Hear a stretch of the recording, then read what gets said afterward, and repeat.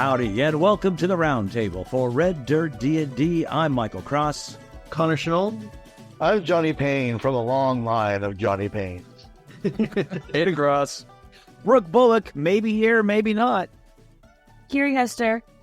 And Kim Cross. And we are in the final Roundtable for Campaign 2. Oh my gosh, can you guys believe it? It's right, like such a journey. We were listening to it today. Kimberly and I were listening to the final episode 96, catching up before we recorded this. And we got a little teary at the end of it. Yeah, not gonna lie. I was like, sad face. What a journey all these characters went through. Yeah, and I'm so very thankful that you let me tag along. I mean, Beatrix is thankful. You're here. Kim is thankful. Yeah, it was a great addition, a fantastic addition, and Sure. that meeting of this person in the asylum, and we're all just wondering, like, we're all trying to decide what's real and what's not in that episode, and now there's this new person that's here, and it was a really good fit. And you all just took a friend from the asylum on. Yes, that's how we roll. Yeah, Beatrix was great, and Kim is nothing to sneeze at either. That's right. And we go back to that. It was one of those tropes that happens in every D&D game where a new player just comes in to your table and starts playing. And it's so weird because as D&D players, we know this person is supposed to join us along as a team. It's the same thing with when Krell came along. It's like, we know this person is to join us because they're sitting at the table with us. But it's characters. And, Go ahead. It would be a little rude to kick out the person who's like playing your character. No, we don't like your character. Make a new one. Get out. Sorry, we don't like Corral. Just get out. It's okay. But Make a new also, as character. characters, we aren't like, at least Blackjack, Billy, even Twitch originally, when Twitch was, Twitch was the person there when Beatrix joined. Right. They weren't very picky about who they're friends with. It was very character like, hey, This was all about the more the merrier. like pizza, let's be best friends. Yeah. Twitch just added her to the list. He was like, oh, plans. Another eventual minion. So we ended with 94, 95, and 96. We finally finished with the Trials of the Multiverse, and then found ourselves back in the mines with Alaxador and Yote. Who seemed awfully shoot in. Who knew? That was a great outtake. I think it was in the outtakes, right? It was. The Connor was just being snarky. I love that. I love that little bit because I was like, "Yep, you're correct. This is shoehorned in." That's right. Or as Kiri put it seems like a weird Hannah Montana. That's so Raven crossover. That's sweet Yep, life of yep, Hannah Montana absolutely. situation. Uh-huh. the best, I think, is whenever Kiri does reference old Disney Channel stuff. I'm here Right. for your late 90s, early 2000s Disney nostalgia. Yep, That's and I miss fine. them all. I just have to go, Well, see, try I to, understand. to look it up later. And it makes you feel any better. I understand them, Kiri. Yeah, I understand them. I understand that So does because Connor. and I do too, because I had children at that time, so I Right. kind of watched those with the children. when with the children, Brooke does air quotes. Well, with Zach and Kylie, when they were that age, and then a little bit Aiden as well. I mean, I was watching those shows on Disney Channel. So Of course, yeah. They're good shows. They're really good Oh, shows. That was all about that sweet Our life. show is the best show. It is the best. It is the best show. Way to bring it back around, Karen. Kiri keeping us on track for every roundtable. Okay. That's what me and Connor are here for. Exactly. So we do get back to the mansion, and finally, there's Lazuli. He's That back. time. He was helping a friend. Okay, Yeah. And he even brought Orboss back with him because he doesn't want to leave him alone. And also Orboss has this weird thing where he wants to help or something. I haven't had a chance to re-listen to the episode, so I don't remember what I said in those. Well, I also am I'm listening with the listeners right now, listeners. So I actually just listened to whatever, I think 96 is the one that most recently dropped. 95. 95 for us. So yeah, we got to the party. Sorry, 94. 94. Yeah, we just got to the 95 comes up, party. yeah. So I'm right there with you, and I also don't remember what we decided. It's so weird to be like, on the same timeline, right? There's nothing in the future. Like I know. What happens now is what happens now. So. Yeah. Right. But what happened was we did find out that they had returned. I guess that Lazuli had returned the night before. Yes. Expecting us to show up. Yeah. But Billy was rocks. And all of you are caramel. wimps. And all of us are too weak to carry Billy. Yeah, I thought about pushing Billy off of the pedestal, floating pedestal, but we knew that would just mean we'd have to haul him back up again. Yeah. Was that the closest Billy had ever been to being actual mud? No, he's been But rocks in this- twice. Yeah, that's what I mean. Those are the only times he's been close to being mud. I mean, I guess so. But also, I mean, as a possum, I think Billy's only listed at 20-something pounds because he's only 18 inches tall. I feel like. But with Stone, you had 2 or 3 times that amount. Yeah, exactly. I feel like Jaska and Krell could have made it happen. They definitely could have. I would have allowed them to carry you back, but I was just but they decided not to, and I was like, okay, I guess. Yeah. Honestly, it was kind of funnier. And it was also We could have just set Billy outside of the garden of the mansion, as like a lion on a step. The garden possum. Instead of a garden gnome, could have been a garden possum. That would have been. And also, we just had a really tough battle, and we didn't know where that teleport circle was taking us. That's how I thought. So I said, "Are we safe here? Let's take a long rest." So it had been that was quite a fight. It'd been a day. Yeah. Yeah. So we get back and then we find out about the party. That the party's going to go on. We knew about the party. We just found out that it was now time for the party. Yes. And that this was probably, we could I think that's the other thing as D&D players, because we already knew that we were ending it. We were doing, just one more day of recording. So we knew the ending was coming.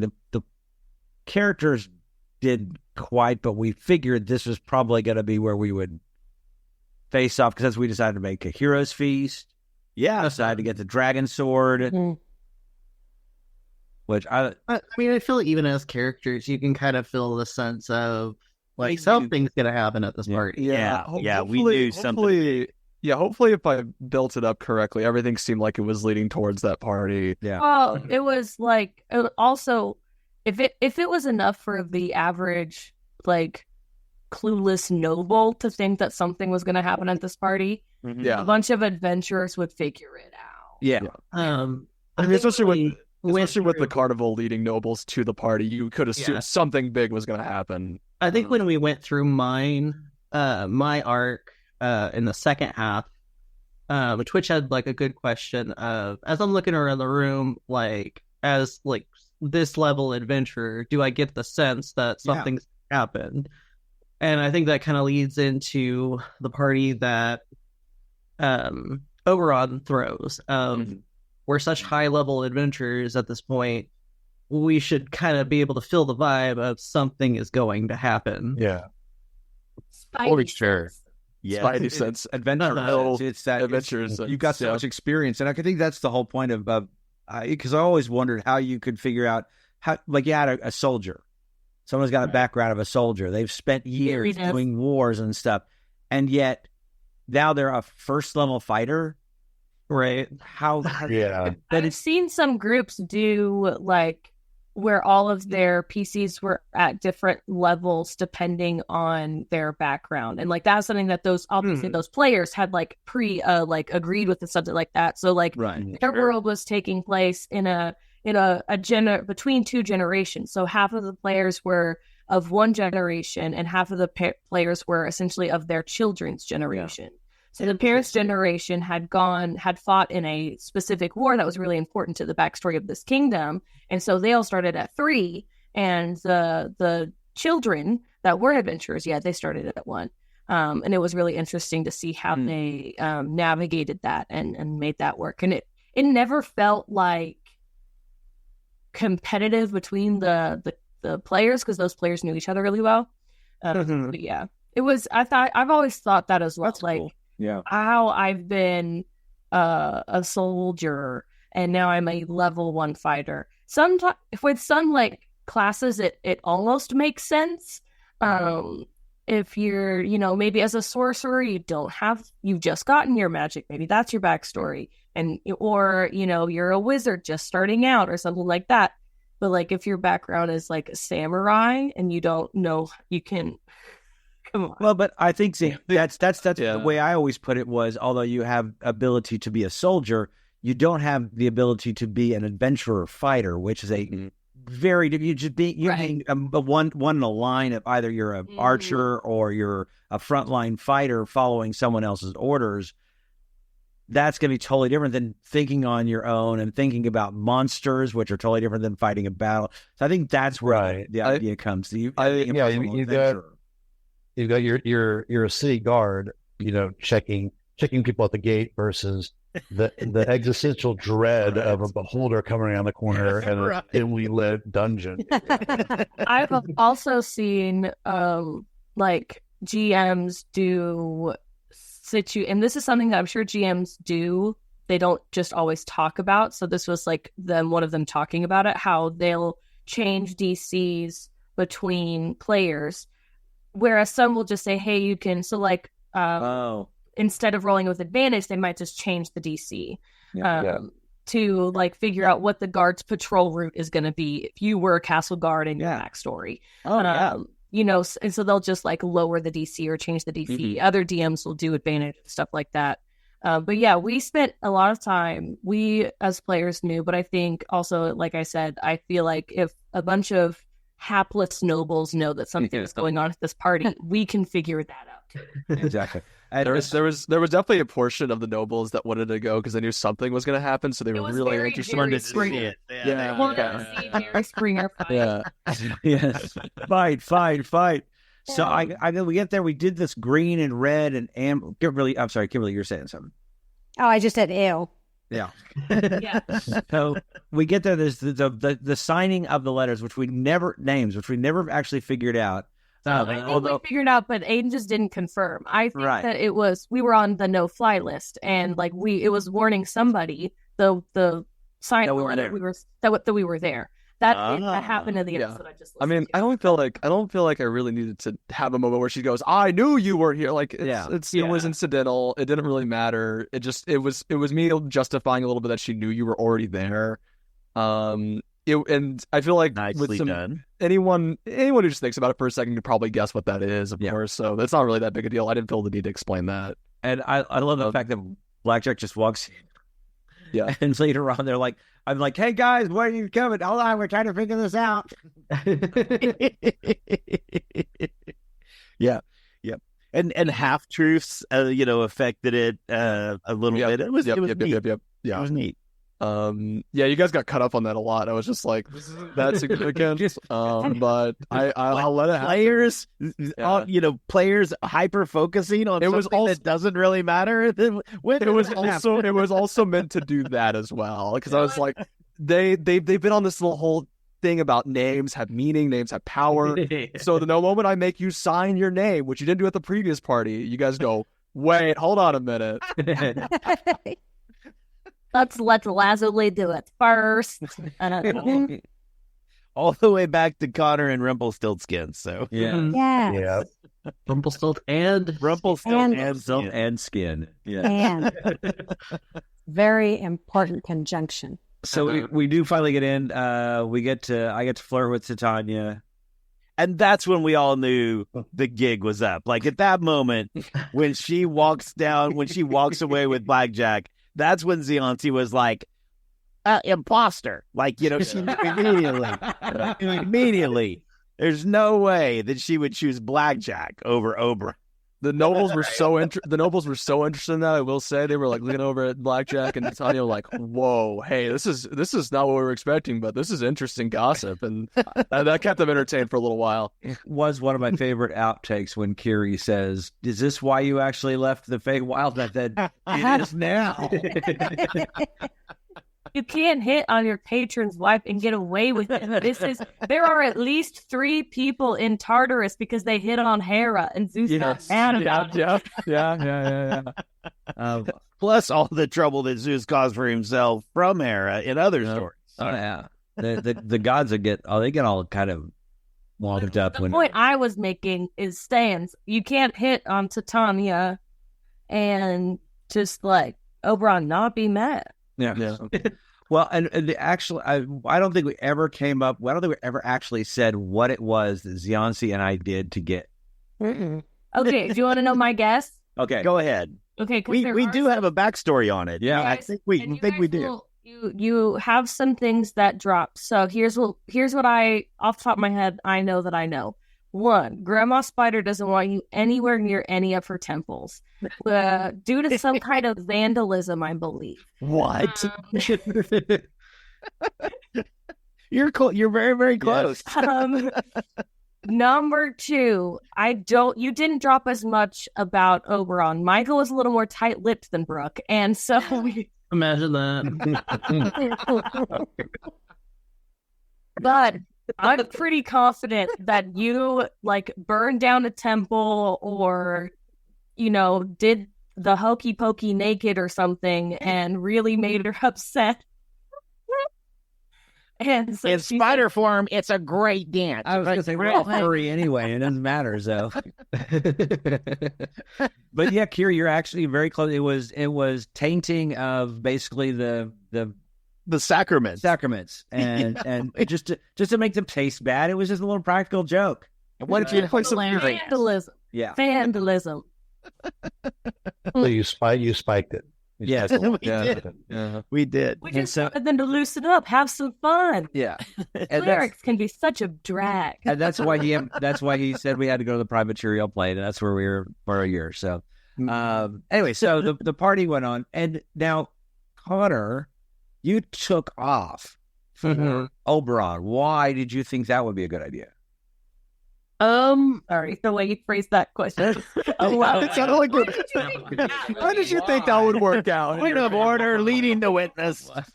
Why did you decide to split the party? By the way, I will mention this part where Jaska goes up there was so hard for me because I was like, oh, I wanted them all to go up here at once. As we usually do. Yeah. Yes. Right. I feel like other than like amongst close friends, Jaska's not really a party gal. And so with my episodes that I did, like she had like a mission that she had to do. Yeah. Whereas like this one, she doesn't really have anything to do, but she knows like all the stories of Oberon acting different, and he hadn't come down. He'd like walked off somewhere else, and so she was gonna go find out why. I mean, even at Bleakburn, she was standing on the side of the room, like just not. She's not much of a nobility party gal, like out of her comfort zone. We all know Jaska's more of a dive bar kind of a person. Jaska will take people home safely from the dive bar, right? Oh, honey, you need a ride. Let's get you out of here. No, Billy needs one more.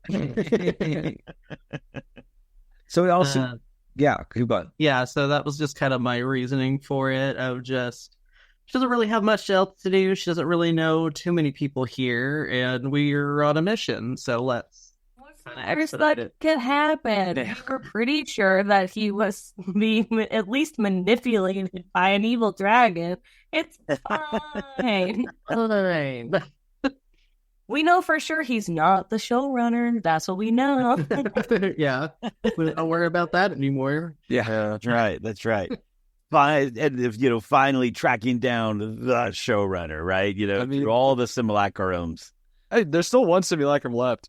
I won't mention it. It's somewhere out there. It's He's not getting into trouble. He did his duty, and then he went on to just find a nice girl, settle down. Imagine that he saw all of his simulacrums, and even the real one die, and went, maybe I don't want to do that. Maybe this job isn't great. Maybe I'm not being paid enough. Maybe I want to live my life. Maybe he's gonna go back home and restart, reconnect the bonds with his brothers. That's right. Those were his brothers. Story for another time. Who knows? Which kind of like from campaign 1, we can tell there are other stories out there. There are, whether or not we ever come back, we don't know, but there are other stories out there with these characters that, maybe a live show or maybe an extra life type of moment or whatever. The possibility is always there. We can always return to these, which is really cool. As long as we return to them in the immediate future, because Billy's just a possum. That's true. Well, we don't have to do it in real time. Timeline-wise. Yeah. And we just say this. That's what I'm saying. We have to just, when we're timeline, it's just going to have to take place 3 months later. I got it. So the next thing is finding immortality for Billy. Yeah.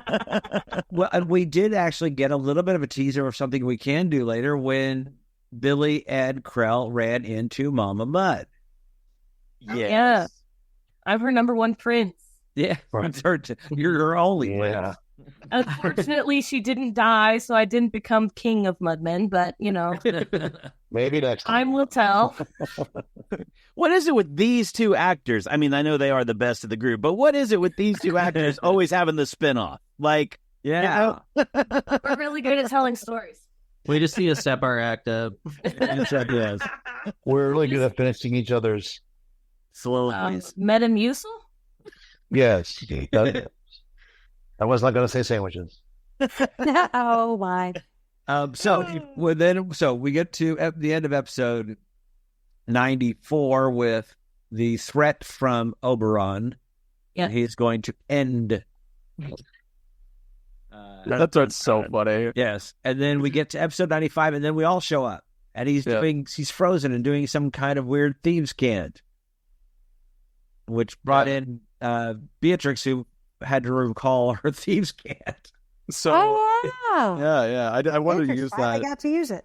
Same with Ziansu, who recognized a little bit of it. I wanted just a moment, because obviously, I don't think we really had time for comment with Oberon. I didn't really have anything prepped for that. Yeah. But I like to imagine, because he's a Fae, he has slight charm resistance.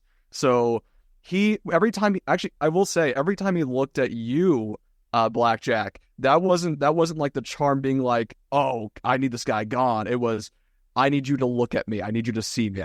This snaps him out of it. Yeah. Like, oh, yes, I'm being taken over. So if you're hostage eyes. Yeah. There was something about the way that was portrayed those last couple of times where you saw that, where it wasn't like you were in so much trouble, buddy, whenever, but it was more like, will you look deep, look at me. Like, blink twice if I'm in danger. Right. Exactly. Twice if and so we did unfreeze or dispel the magic on him. Yeah. And that is when we decided to go down and face the dreaded Ignalia. Is that? Yep. Ignalia. Yeah. With an F? Is it IF? It's Ignalia? IV. Very good. It's a labiodental fricative, not a labiodental expulsion there. There you go. Thank you for that. Those are real terms. I know. Speech path. I think she just made them up. That's right. I took classes in college. I have a college degree. I would hope so. Yeah. So we go down to deal with Ignalia. She's got Pumpkin, and we didn't mention the fact that Charlie and Pumpkin made a plan here. Yeah. Mostly giving me these characters something to do because you haven't had much to do at all. Yeah. So, and unfortunately, any future plans I really had for them did not come into fruition. So I was just like, I'll let them do this one last thing since you guys aren't fighting a super strong enemy. Yeah. And we got to, I love that moment before we go into the mid-show break in episode 95 where we got to the shooting out of the potion, shattering, and now it's like, okay, well, bang goes that theory. Now we're going to start fighting. So we all start. There's also me saying, no, we're not doing it anymore. This is the final thing. Final thing. We're done here. And a great final battle. It end. Yeah. We have swung back and forth as a party, like hitting on all cylinders, and then other times, like, not. I mean, we didn't necessarily ever have a Leroy Jenkins moment, but there were times, there were times whenever they were smoother than others, and this was one of those where I felt like, man, everybody was in sync, like everything was just boom, boom, boom, boom, and worked out really well. Yeah, and you were. I think for the majority of the combat, almost everyone was on the back of the dragon, which is really funny. Yeah, I was about to say, I love that. Which I think I don't know. I don't really know. Of course, I didn't see any other. We never do any other recordings of that fight, so because we only do one. But I'm just like wondering what would happen if you guys didn't do that, because I was like, I don't know if that worsened your chances or if that made you guys better. That's my favorite thing to do, though. At any time I'm playing a character and there's some big something that can be climbed, I just think that's so much fun. You did it with the red dragon in space. Like you did. Yeah, you did. Didn't you? Yeah, I think you did. I mean, that's one of the reasons I love being a Tabaxi, because you can just climb things so much more easily. So just go on up there and attack it from its own head. Yeah. Who started it this time? Was it Beatrix or was it Krill? No, Beatrix booked it all the way up. Yeah. Ran up the amber dragon and.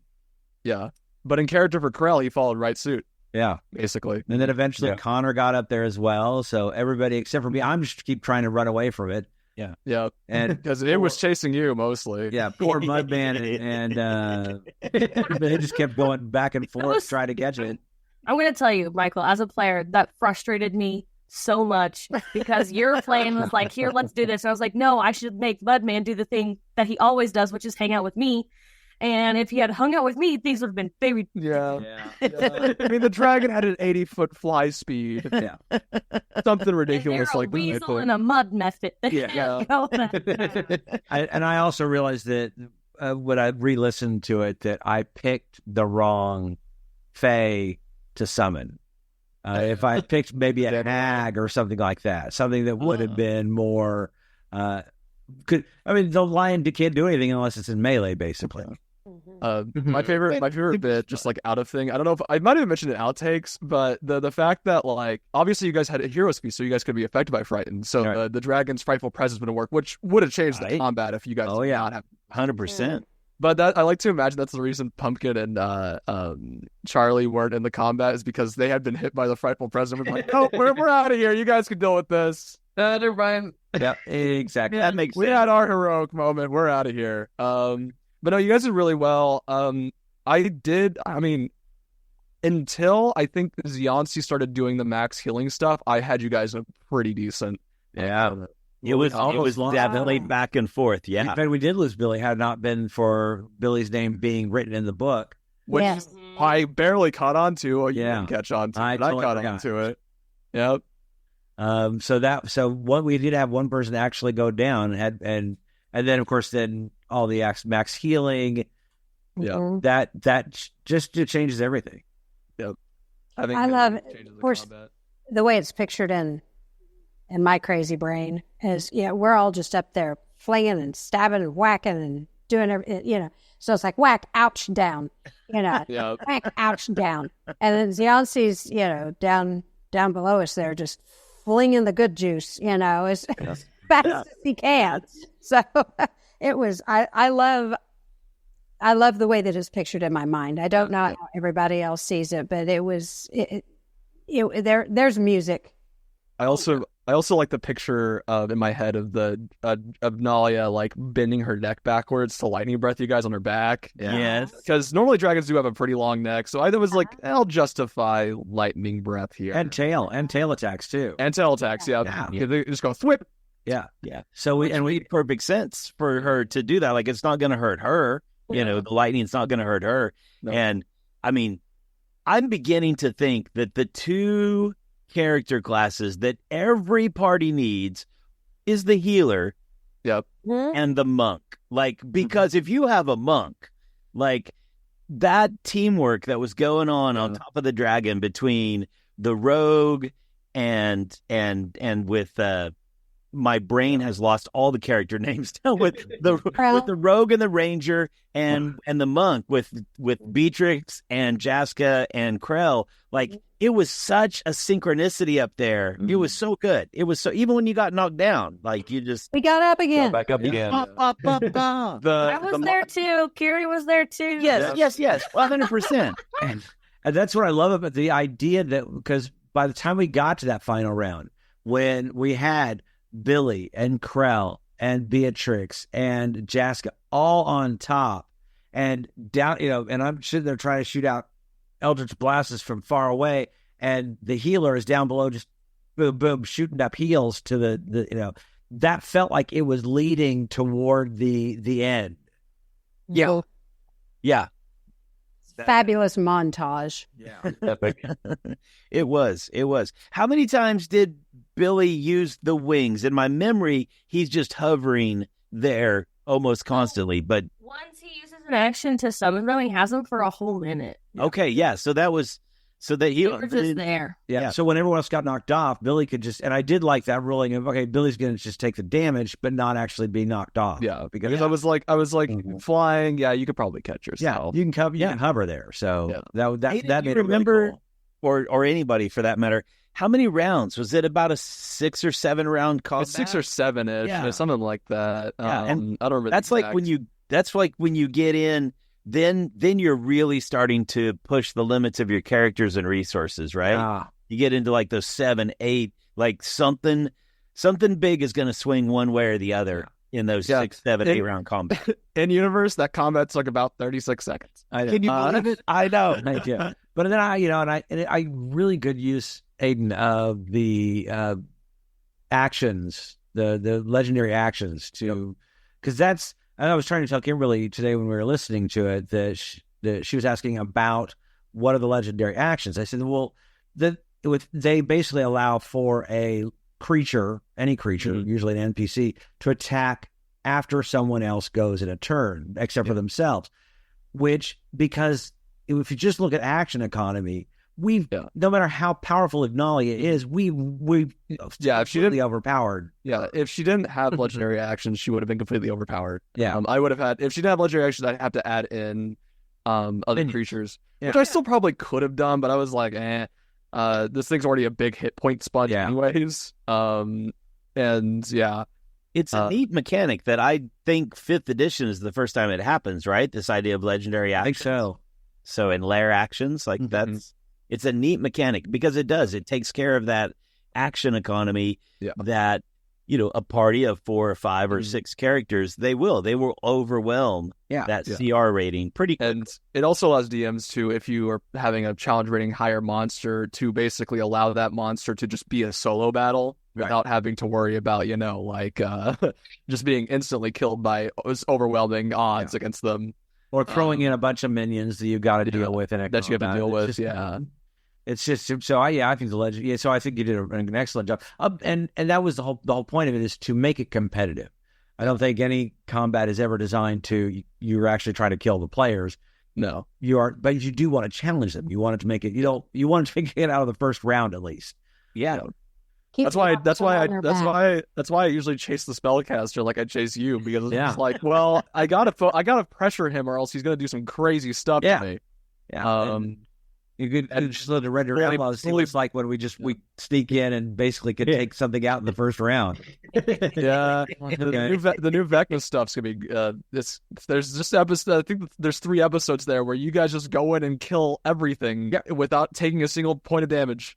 and it's great. It's wonderful. It's excellent. I didn't mind it, but I was just like, well, that's the game. Yeah, but it's as I gotta say, as players though, it's also kind of boring. We want there to be a little bit of a challenge. It's like the first time I saw Ned Stark die in Game of Thrones.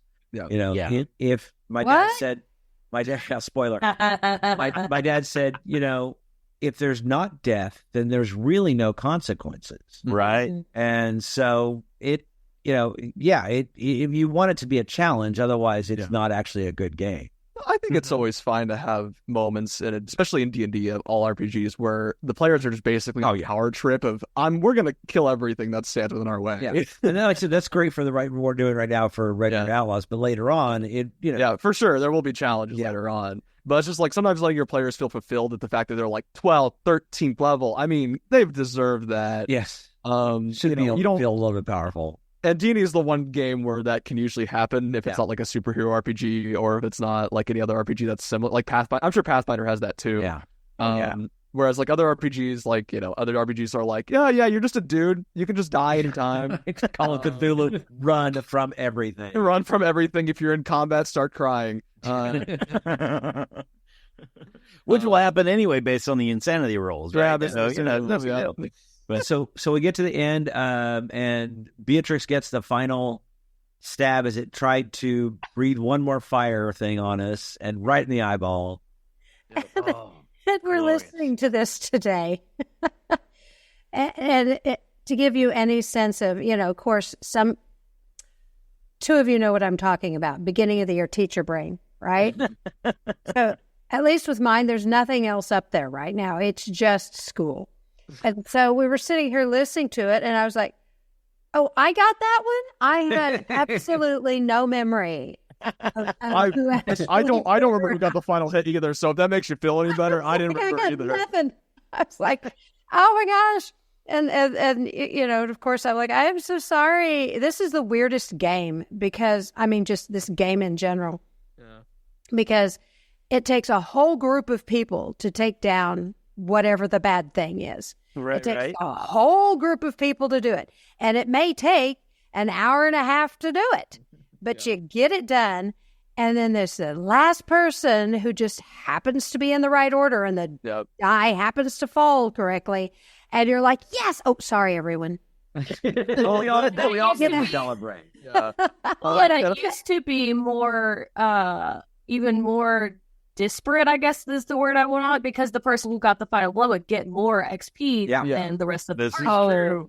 That's not okay. Yeah, that's always been terrible. That's like a precision rule, isn't it? But I think when Aiden says, "How do you want to do this?" we all get to celebrate because that's I will also say there were 3 characters in particular I did want to get to the final blow, and it was the 3 that I wanted to see maybe were Beatrix, Billy, or Jaska were the 3 I wanted to see. 100%. Yeah. If Blackjack got it, I would have been like, I didn't want it. That's I don't want to just kept shooting him with the Eldritch Blast. I'm like, I'm not gone straight to his head. Yeah. It's like it's not really. I feel like it was fitting for Beatrix to get it, considering all things. I feel like the only other fitting character that would have been definitely fitting was like Jaska. Yeah. And Billy's just on there because I think it would have been hilarious for Billy to beat the dragon. Billy would have added an epithet. He would have been Billy, Prince of Mudman, Slayer of the Blue Menace or something. Yeah. I think you can still take it. Who's going to call you out on it? Right? I mean, Beatrix, do you agree? Can I take this epithet? I think you should. I would have to re-listen to that episode to figure out who did the most damage, but I'm pretty sure Billy did a lot in that combat. A lot of damage. Tons. It really was a lot of people doing a lot of damage. And, but it's a good battle. I mean, that's what you want from a good battle. And we get done with it. And Zianzi finally learned that healing is very important. I remember my job. He did. But it also exactly the words that were going to come out of my mouth. But they did come out of your mouth. That was a quote. That was a quote. Yeah. It also comes down to the fact that the combat lasted long enough for you to actually use those healing things. Yeah. Whereas like previous combats really haven't lasted long enough. Yeah. It was a great combat. Everyone did really good stuff. Let's say all of you. everyone was significant, I feel like, in that combat, so that was good. Oh yeah. We get to the end. We go talk to Oberon. He gives us a keep. Yeah.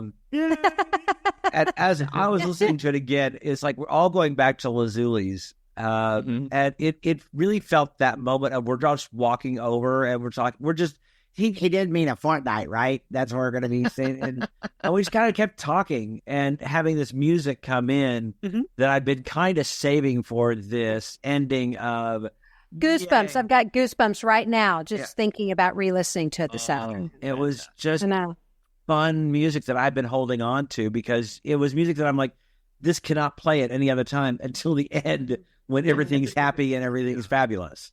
Yeah, it was I never really intended the ending to be like, obviously Twitch died only a few episodes ago, and like that was very like draining, but I didn't want the actual ending to be draining. I was not, obviously if it happened, it would just happen, but I wasn't intending to kill anybody during that combat. I wasn't intending it to be like, no, we lost somebody. It was more or less like, okay, we're all going to work together and defeat this thing, and then go home happy, basically. Yeah.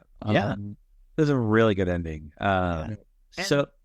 Losing Twitch makes, again, as we were just mentioning a few moments ago, makes the victory and the survival of everyone else in a way that much more sweet because we know there's a cost, right? We know that it cost us something and that it cost Twitch something and that, we didn't just come in happy-go-lucky and leave happy-go-lucky. Like there were stressors in the middle that affected these characters. And that's one of the greatest things about the game. It's just the story that you tell with each other. I did notice there was a great lack of anyone shouting for Twitch as you got on that dragon. Or they're gonna bring it up, bro. Listen, it was only 36 seconds, okay? Billy that was happening outside. All the nobles were going outside going for Twitch, and then they were into Billy thanks Twitch for his help when we sell the Gwimrar to get the sword. That's true. Twitch, That moment's actually sad to me because it's like you're selling this thing that was intended for him, and you're just that's some moment sad for me. I know that was like a brief moment, but it's a good moment. It's a good moment. Yeah. So as we've got about 15 more minutes of this, and that's how I want to get to this point. So looking back on campaign 2, what would you say is your favorite moment? And whoever wants to start. I have 3. Go for it. Oh, because I play 2 characters, I get 3. I would say it's kind of fuzzy, the details of it, but it's like the memories there. When Twitch was ill, who was it we had to see? And he got tea, and that's when he fell asleep and he had a dream. Yes. I love that moment. Yeah. There was that moment, and then there was the moment, the gift from DM Kiri, which was Twitch's experience with the campers, with Kinsley. Yeah, and that was a great moment. The Krill moment was the 10-foot pole, man. I gotta have one in every game again. I gotta bring that back. It was just in my hands briefly, and I felt like a god again. So now you can get a collapsible 10-foot pole. That fits right in your backpack. Yeah, exactly. Right. Or a 10-foot pole. I've always just assumed every 10-foot pole was collapsible. I don't know why. I guess I've always just never realized that there could just be straight up 10-foot poles. It's 10 foot. Why would it not be collapsible? Yeah, who wants to carry that thing around? Those hadn't been invented in the 70s yet. You had a full 10-foot pole. So, but the Kinsley moment though was one of those where it was. Historically, watching Johnny play these characters through this whole network, it's almost like Johnny finds the moment to do a change or a turn or a shift, and it's like that moment was like Kiri and I even talk about it. It's not like, hey, I'm going to give you this camper named Kinsley, and this is going to be a turning point for you. No, it was just a great opportunity. And you kind of had you were kind of pairing us up with opposites. type thing. And I'm like, this is perfect because I can milk the hell out of this. Right. It'll be great. Yeah. Well, and I think I talked previously that I did that as much for the joke as I did for gross.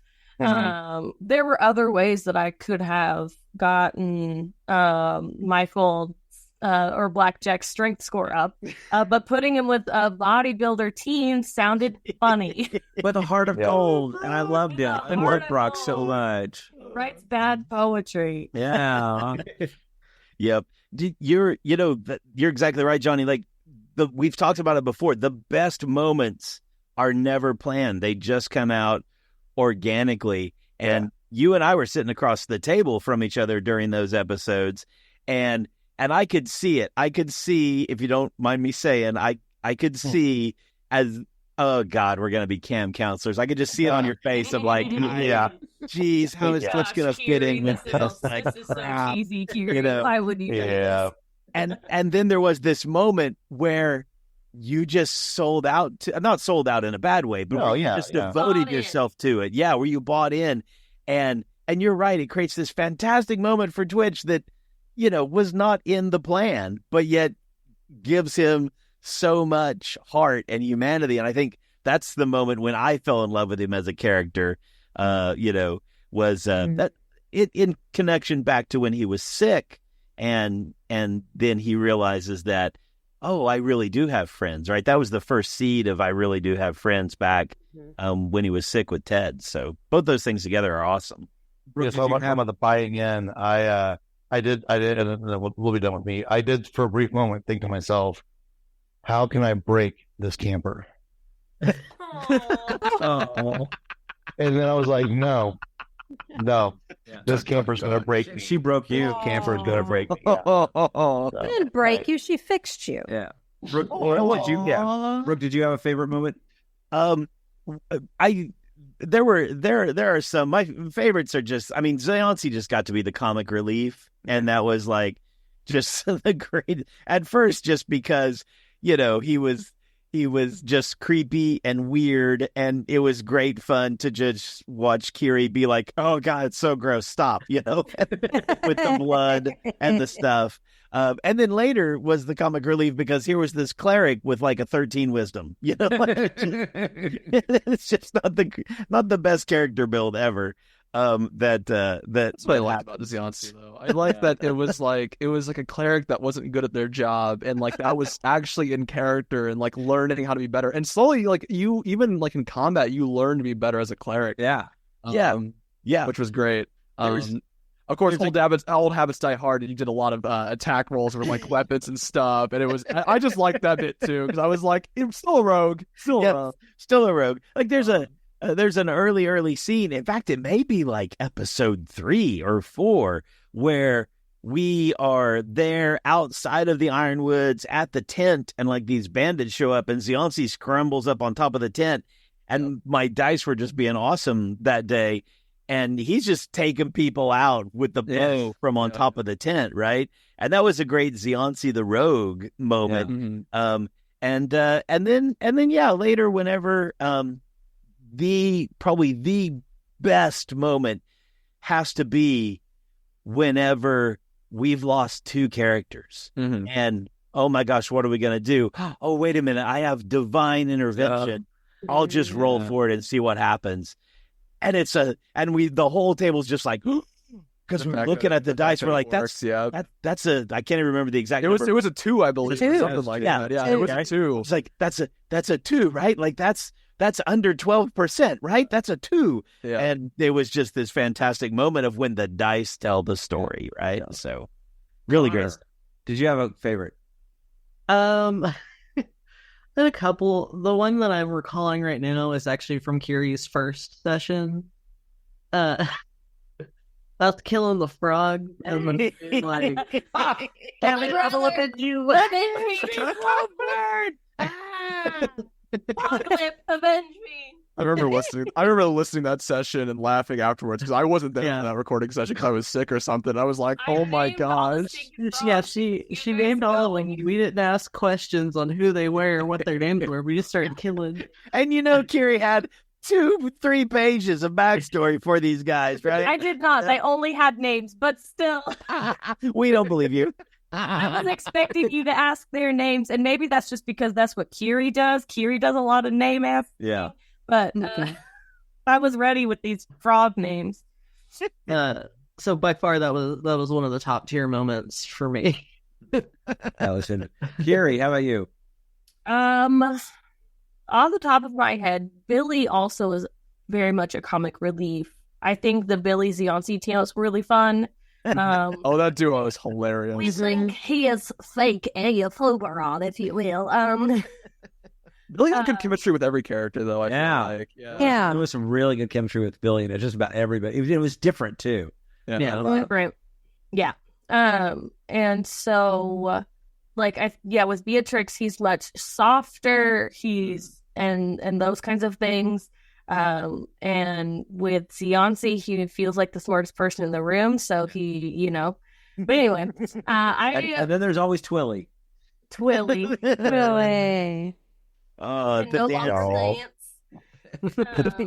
I really enjoyed playing Mallory. That was unexpected, and that was a really cool thing that Connor did to kind of I know Connor would say it was just because I couldn't do it all and I needed to outsource. But it was a really interesting thing. And then it, helped me come to doing that with Aiden and Lord Ironthorn, and relying on him more and realizing that's his job. Realizing I come to every recording session for a reason. It's his job. I just really liked any time that Billy could get something just 10% wrong. Just ever so slightly. He was most of the way there. You're so close, little man. His guessing near the end was really good. I was like, are you looking at my notes? It's because Kiri is really smart. Yeah. I just thought it was funny because it was he just got the glasses and stuff. I thought that was kind of a cute moment where he's like, Phoberon.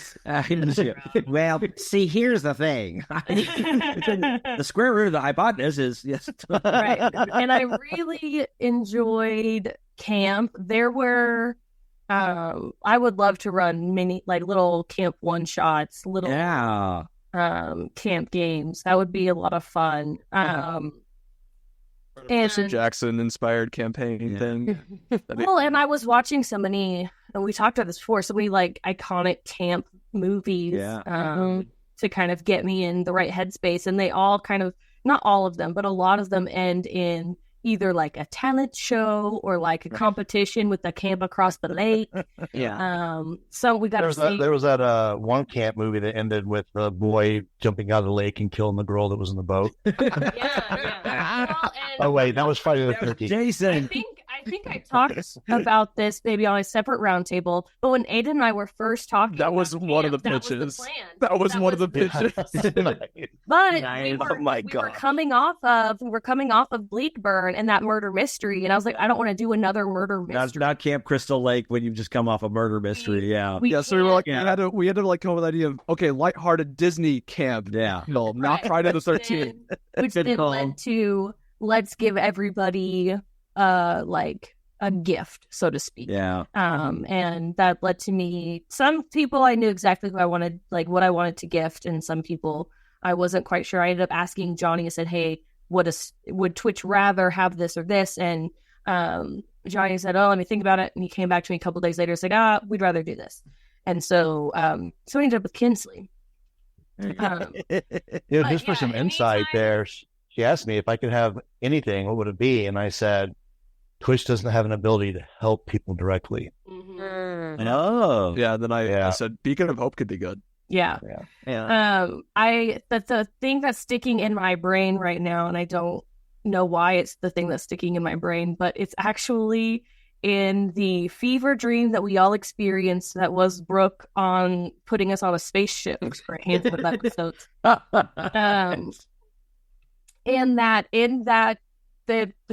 Billy finds Layton in a freaking lantern. Yes. Like, I forgot about that. That was strange, wasn't why it? are you in here? And so Billy and I think it was Jaska just go around collecting all of the fairies out of the lamps. While Blackjack is like, I'm pretty sure there's a minotaur around here. We gotta get killed. There was that arc was so strange because it had Ares in it, who was He's character. Yeah. So it was also like Layton was there, Pumpkin was on the ship, Ares It was was another there. Hannah Montana It was. We had the goblins there, wasn't it? We had the goblins there too. The goblins were there. Yeah. It was like the start. We didn't know it at the time, but Krell was also there. That's your Krell was there. Yeah, it's like a hard start for like a spin-off show is what I like to imagine those episodes were. It's like we got to pull the main cast away so that we can get them introduced this really cool character named Ares, so we can introduce his spin-off, and that's gonna premiere on Wednesday nights. You're angel in this scenario. It was a way to pull. It was a way to pull all those threads so far back together, right? Because originally we were getting close to the end at that point. Yeah. And so it's to pull all those threads back together. And then, of course, we had the dice telling the story or whatever with the red dragon blast right at the beginning, which tweaked it off to the side. So you guys never got to the two rooms that kind of explained why all this chaos and hodgepodge is going on, right? And so that's okay. That's okay. It just ended up being this kind of like chaotic. Why would I realize the whip of warning was not working the way you were supposed to? Yeah. I don't know. They didn't work in space. I don't know. It's like a gravity. It might be the magnetic field. I think it ties in. The whip of warning needs poles to activate. Is that what it is? Kimberly, what was your favorite part? Oh, that really is a very hard question. Yeah, because there's just so many things. A year and a half of recording, yeah. I know. Anytime Beatrix got to be helpful, was a lot of fun. But so I'd listen to the episodes as I'm doing my walking through the school halls in the morning, and I have to say, I like a mall grandma. Yeah, mall granny, absolutely, because there's air conditioning and it's a safe spot. I love that for you. I do, yeah. And if she sees any hooligans, she knows how to deal with them. Because I can walk at 6 o'clock in the morning. I can get 45 minutes in and then start my day. Anywho, I wondered what it looked like on camera though, as I was walking through the hall that morning, listening to the episode where Beatrix got to just run after a horse and jump on it, and that was it. I was yahooing down the hallway as I was going. And so for Beatrix and for Kim, that was a hoot to get to do that. But yeah, anytime Beatrix gets to climb something. I will say I also really enjoyed this because I know Michael's not going to mention it. I really enjoyed this whole arc of Blackjack just really liking Beatrix because Michael can't not like Kimberly. He has to hit on her. I had actually a number of times he would just see the creep of crimson slowly come up his neck. I had really kind of thought about possibly adding that in, and I really didn't think there was ever a chance until the dance at Bleakburn. And but then it became a will they, won't they, Jack, and what was it from Jack and Diane. I was all right. Yeah. Jack, No, that's the song. Yeah. Oh, yeah. Three's Company? Show. Is that what you're saying? Though? no, from the Rose from Titanic. where everybody knows your name. That one. Cheers. Cheers. Jack and Diane. Yeah. Jack and Diane. Yeah. So anyway, so I want to get to Aiden in just a moment. But first off, so my and I'm going to do two of them because I have two jobs in this show. One of them, I really enjoyed my DMing of doing the where you went to an asylum. House, brilliant. Yeah. Cuckoo's Nest. Cuckoo's Nest. You and Johnny were masters of the craft. I mean, it was awesome. We've talked about it before. It was awesome. And I really kind of wish that my original plan was to come back with a Toon episode where it was the exact same thing, only y'all are Toons. But we never got to do that one. So I added that in a little bit. yeah. Yes, you did get that in some. But since I also do music and sound effects, the music that that moment when Jaska or Lady J dies, and I got to put in that music and play it over and over again and cried every time I'm editing this through. So I think that was one of my favorite moments, to just try to figure out a way to really make it as touching, as memorable as possible to use this music. That anyway, those are my two favorites. Yeah. So, Aiden, you were not only our DM, but also our showrunner, literally showrunner, and also figuratively our showrunner as a showrunner. What was your favorite? I have two. Yeah. Sorry, I'm gonna take two. One for my showrunner, one for my DMing, I guess. I don't know. But they're actually both showrunner things related, actually. The first is the moment the characters I played in Connor and Kiri's second arc were very enjoyable and definitely the highlight of my time. Because I mean, it was so fun not DMing and really just getting to know these characters and understand them and just play them. And I think I enjoyed all of them. Even Lord Ironthorn, who so much fun just as that character. He's such a pathetic villain, and I love pathetic villains. I love pathetic villains. He's not good at being. But that's such a typical 80s camp villain. Yeah. Yeah, I mean that's heavyweights. That's Ben Stiller. Continuing. Oh, did we lose? We lost. Aiden got frozen. Oh no! I thought it was just being contemplated. I did too. I did too. Being very coy. He was, so he's going to come back in just a moment and tell us how to say. So real quickly before that happens, understand that we are going to. Okay, Brooke, we got a quick announcement about Patreon. Oh, well, so it's interesting that so many of the stories kind of tied back to the counselor arc, because if you remember in the last roundtable, we were predicting the future and that people would know by the time they listened to that roundtable what the patrons decided our party name was. But what we didn't know about the timeline was that there was going to be a tie. Hello? Oh, Anyway, I'm back. Sorry. Give us just a second because Brooke's trying to explain about this Patreon thing, and we'll come right back. So we had a runoff. We had a runoff of Paws and Claws versus camp counselors, and 60-40. Camp counselors is who these people will be known as based on from the patrons. So here on out, we will always be camp counselors.